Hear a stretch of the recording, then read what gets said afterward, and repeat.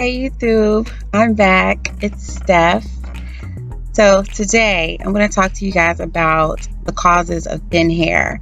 Now, if you watch my previous, I think it was my previous video that talks about me wanting to thicken the strands on my hair, if I can, without the use of henna, and black castor oil, the typical things that we see being used these days. I want to try to do that and achieve thickness with herbal rinses. So I first want to talk to you about what causes thin hair.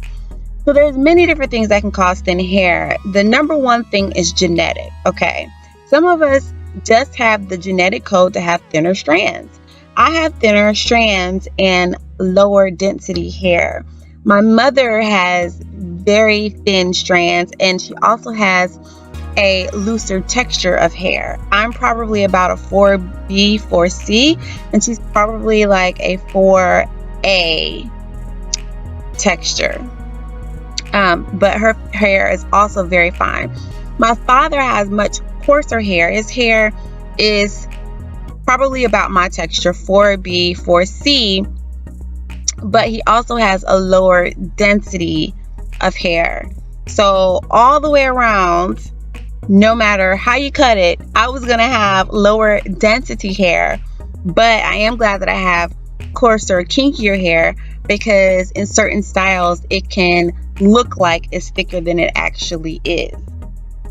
Okay, so anyway, genetics, number one cause. Secondly, thin hair can be caused by vitamin and mineral deficiencies. So you see on YouTube a lot of people taking like liquid biotin. I used to see back in the hair boards in the 1999s when I was, part of the hair boards.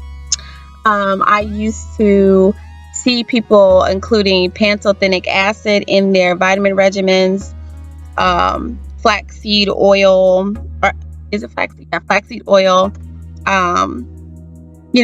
I saw niacin. Okay, those things help to dilate your blood vessels and therefore bring in more blood to the follicles, resulting in thicker, healthier hair.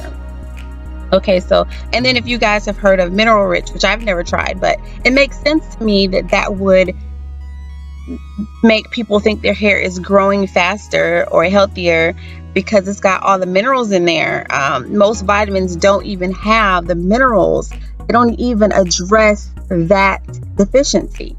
So vitamins and minerals deficiency. Okay. Next, follicle damage.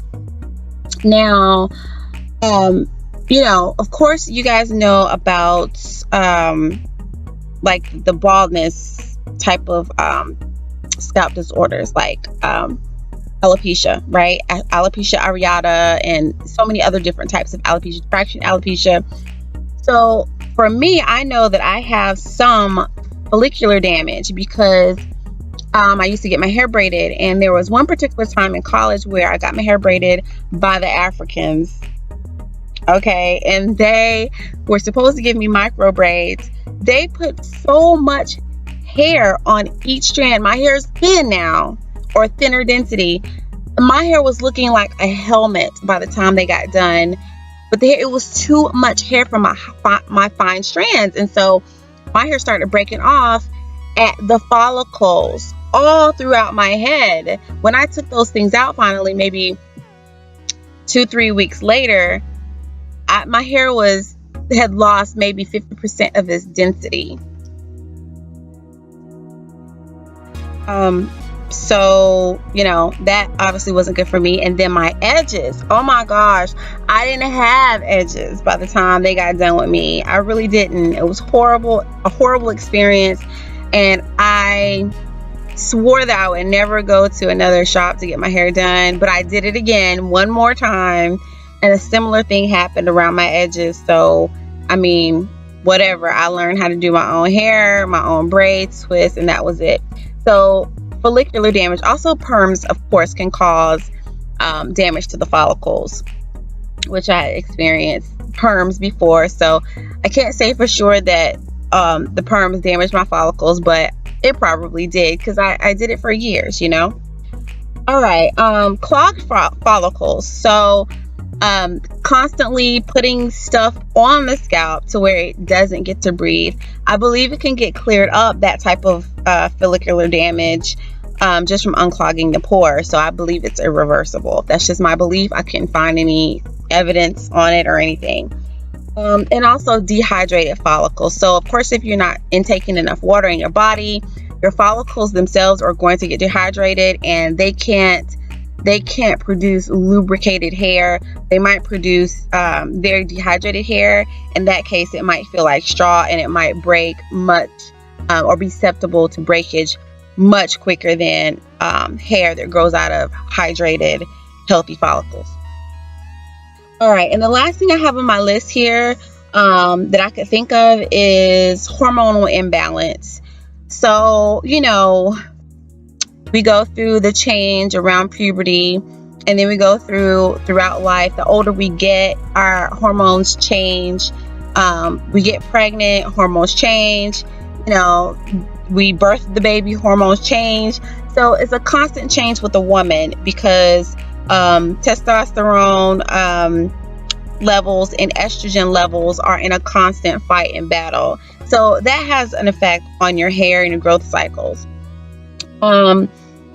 Also, menopause. Okay, you know, of course, things are halting there. Any surgeries that you might have in connection with your reproductive organs is going to have an effect on your hormone balance, and therefore hair growth and thickness.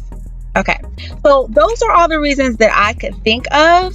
There might be more. I'm sure there are more. But these are the ones I think that are most common. So now that we have an idea of what causes thin hair, we can go into the next phase of trying to thicken the hair with some background knowledge. So that's all for this video, y'all. I'll be back on the next one. I'm going to talk about ways to strengthen your hair follicles. And then we're going to get into some of the research that I'm finding with the herbs, the thickening herbs. Okay, so I'll talk to you guys soon. Oh, make sure you subscribe if you're not already. Hit that subscribe button and the notification bell. Okay, and I'll see y'all for the next one. Bye.